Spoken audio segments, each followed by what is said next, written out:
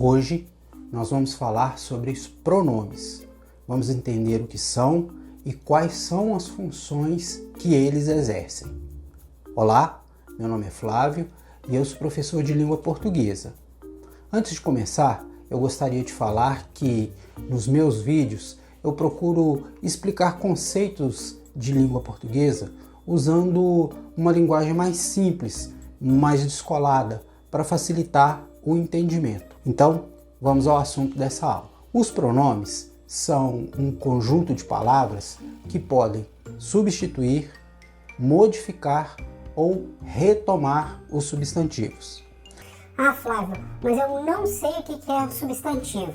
Nós já temos um vídeo aqui no canal explicando o que é um substantivo. Eu vou deixar um card aqui em cima para você acessar esse vídeo. Se você realmente não sabe o que é um substantivo, dê uma pausa aqui, assista a esse vídeo primeiro e depois retorne. Isso vai facilitar muito a sua compreensão sobre o que nós vamos falar aqui. Falando de outro modo, os pronomes são palavras que nós usamos no lugar do nome, ou são palavras que fazem referência a esse nome, ou ainda são palavras que em algumas situações acompanham esse nome, qualificando o nome de alguma forma. Nós temos algumas dezenas de pronomes e a escolha de um deles vai depender de algumas coisas, como, por exemplo, do número do substantivo representado, às vezes do seu gênero e também da pessoa verbal, se é a primeira pessoa, segunda pessoa ou terceira pessoa. Nós temos um vídeo sobre gênero, número e grau e sobre as pessoas do discurso. Caso você ainda não esteja familiarizado com esses conceitos, mais uma vez eu vou deixar um outro card aqui para você acessar esses vídeos. Eles são muito importantes para o seu entendimento do que nós vamos falar aqui.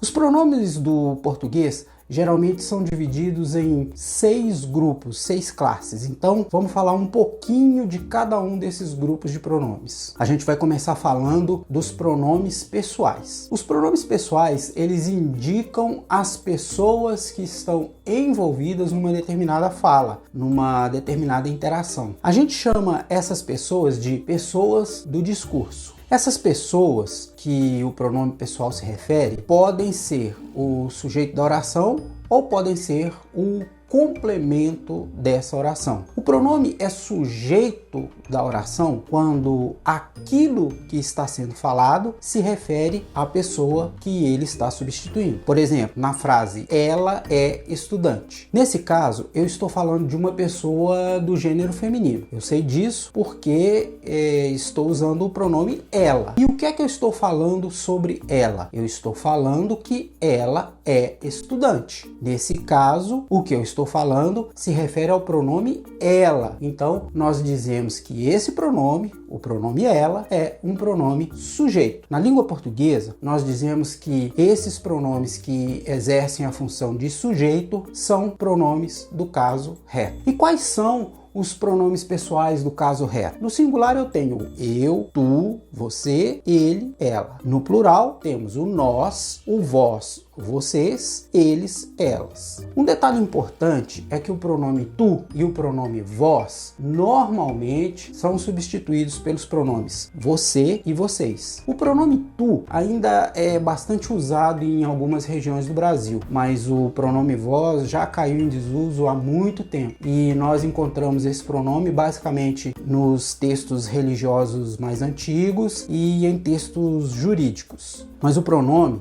pode ser complemento quando o nome que ele substitui, ou seja, o substantivo que ele substitui, tem a função de complemento e não de sujeito. Por exemplo, na oração, eles podem viajar comigo. Quem é o sujeito? Eles. Como que eu sei disso? Usando aquele macete que nós aprendemos nas aulas de português, ou seja, pergunte ao verbo. Então, eu vou perguntar: quem pode viajar comigo? Resposta: eles. Então, eles é o sujeito da oração. O que está sendo dito a respeito do sujeito eles? Podem viajar comigo. Nós aprendemos que o que se diz do sujeito é o predicado. Dúvidas sobre isso? Temos um vídeo no canal, mais um card aqui para vocês. Porém, nós temos um outro pronome na oração, que é comigo. Nesse caso, o pronome não é o sujeito da oração. Nós já descobrimos quem é o sujeito. O sujeito é ele. Aqui, o pronome comigo assume a função de complemento, ou seja, ele está dando uma informação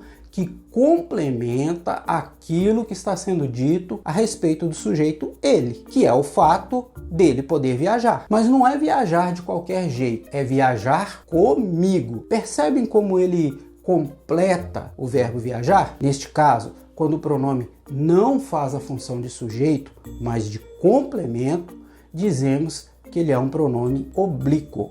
Eu vou deixar uma lista de pronomes oblíquos nos comentários, porque são vários. Rapidamente, eu poderia citar os mais conhecidos, tipo me, mim, comigo, te, ti, contigo, lo, las e por aí vai.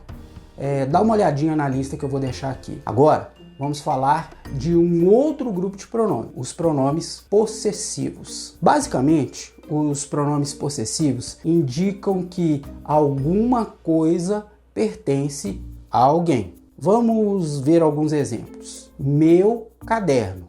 Neste caso, eu estou dizendo que o caderno pertence a mim. Sua borracha. Neste caso, eu estou dizendo que a borracha pertence a você. A mochila dele. Neste caso, eu estou dizendo que a mochila pertence a ele. Nossa escola. Neste caso, eu estou dizendo que a escola pertence a nós. E pertence mesmo. Percebem como esse pronome estabelece uma relação de posse, de pertencimento entre o sujeito e a pessoa que está sendo mencionada? Então, essa é a função dos pronomes possessivos. Vamos para um outro grupinho, os pronomes demonstrativos. Os pronomes demonstrativos situam alguém ou alguma coisa no tempo, no espaço e na fala. Esses pronomes demonstram a posição de um elemento ou de uma pessoa em relação à pessoa que fala, que a gente chama de pessoa do discurso. Por exemplo, este livro, estas pessoas, aquela rua. Em todos os exemplos que eu citei, a gente percebe a preocupação em estabelecer a posição de quem está falando em relação a uma outra pessoa, ou a algum objeto, ou a algum lugar. Seguindo para o próximo grupo, vamos falar dos pronomes indefinidos.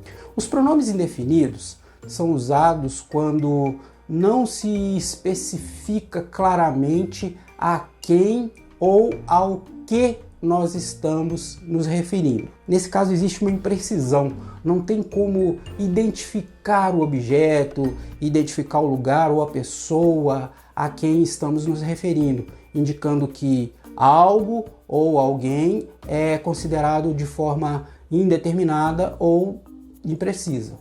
Observe os exemplos. Um menino entrou na escola. Qual menino entrou na escola? Eu não sei.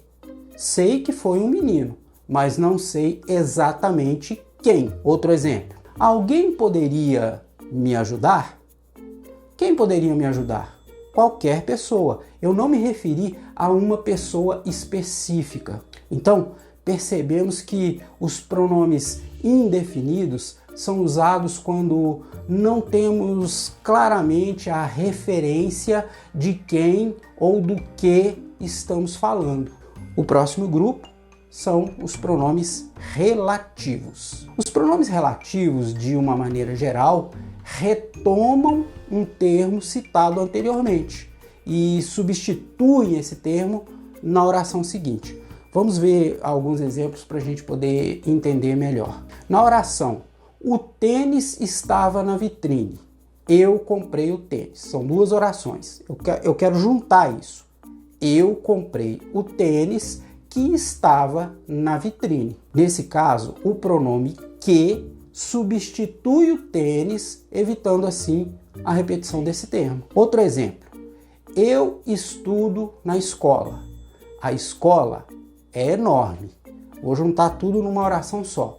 A escola onde eu estudo é enorme. Nesse caso, o pronome onde substitui a palavra escola, mais uma vez, evitando assim que eu repita esse substantivo. Perceba que o pronome relativo ajuda a evitar repetição. Essa é a função dele. Por fim, vamos falar dos pronomes interrogativos. Os pronomes interrogativos são uma classe especial de pronomes indefinidos. Eles são utilizados para interrogar, ou seja, para fazer pergunta. E por que eles são pronomes indefinidos? Porque eu só pergunto o que eu não sei. E se eu não sei, é indefinido. Percebe? Então, na verdade, não existem pronomes exclusivamente interrogativos. São os mesmos pronomes indefinidos, porém, eles se tornarão interrogativos